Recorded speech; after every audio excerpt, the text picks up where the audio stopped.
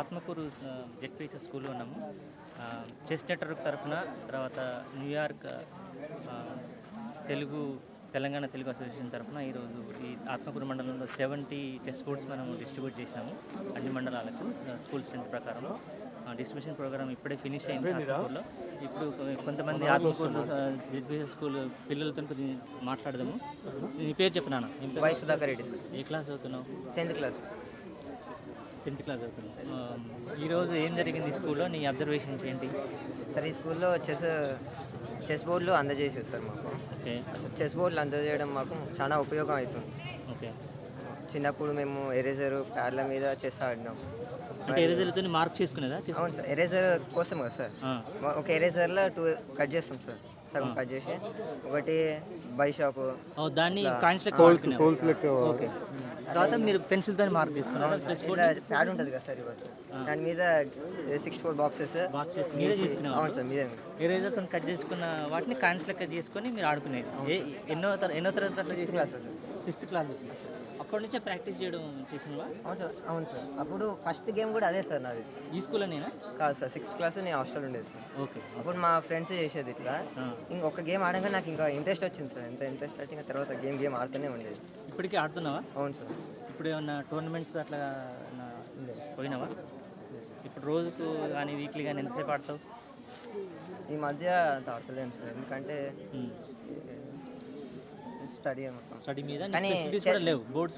స్కూల్లో బోర్డ్స్ ఉపయోగంగా ఉన్నాయి, వాడుతున్నారా? ఎవరైనా మీకు ఎవరైనా కోచింగ్ చెప్పేవాళ్ళు వచ్చి మిమ్మల్ని టోర్నమెంట్స్ తీసుకుపోతే మీరు పార్టిసిపేట్ చేస్తారా? చేస్తాం సార్. చేస్తారు కదా. అయితే మీరందరూ ఇప్పుడు ఎవరైతే ఇంట్రెస్ట్ గ్రూప్ ఉన్నారో మీరందరూ ఒక చిన్న క్లబ్ లెక్క ఫామ్ కావాలి. దాన్ని ఏమంటారంటే చెస్ క్లబ్. అయితే ఇప్పుడు మేము ఫస్ట్ మీ టీచర్తో, మీ పీటీతో మేము ట్రైనింగ్ ఇస్తాం. తర్వాత బయట నుంచి ఎవరైనా వస్తారు, కొన్ని వీక్లీ కానీ మంత్లీ కానీ కొన్ని అవర్స్. ఫస్ట్ మీరు నేర్చుకోవాలి. మీరు నేర్చుకొని మీ స్కూల్లో ఎంతమంది పిల్లలు ఉన్నారు?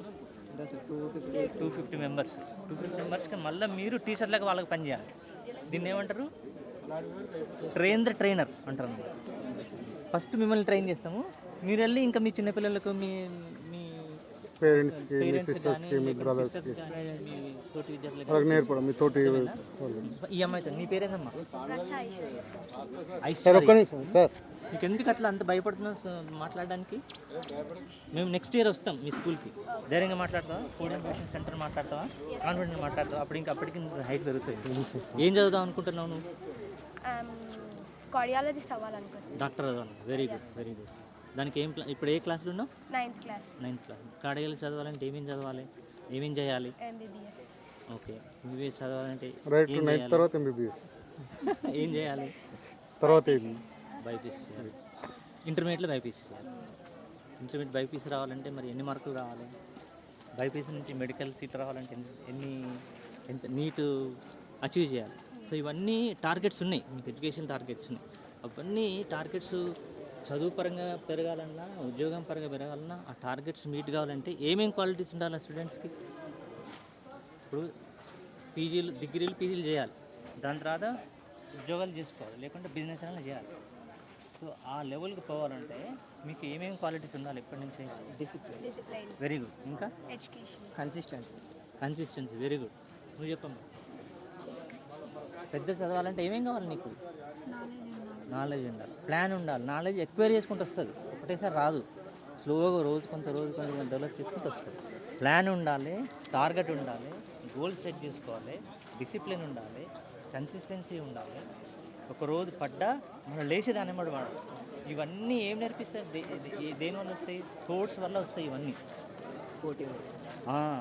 ప్రతి ఒక్కరు స్పోర్ట్స్ ఒకటి, అడిషనల్ రీడింగ్, ఈ క్వాలిటీస్ వల్ల ఛాలెంజ్ని ఎట్లా టార్గెట్ చేయాలనే క్వాలిటీస్ అన్నీ మీకు వస్తాయి అన్నమాట. అందుకే మేము చేసేది ఫస్ట్ చదువుకోమని చెప్తలేము మేము.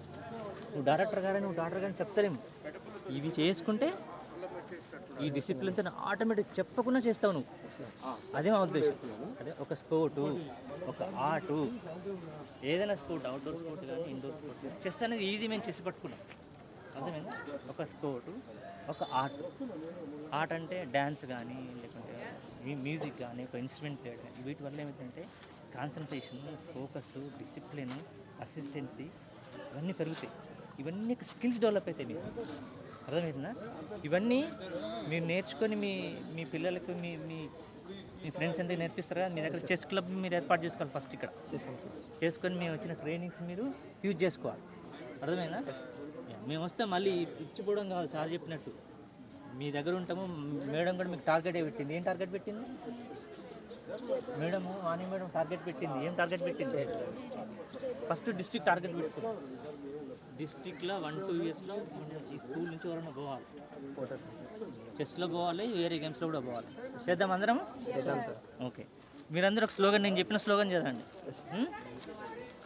చలో దోస్త్ చలో దోస్త్ ఖేలో చెస్.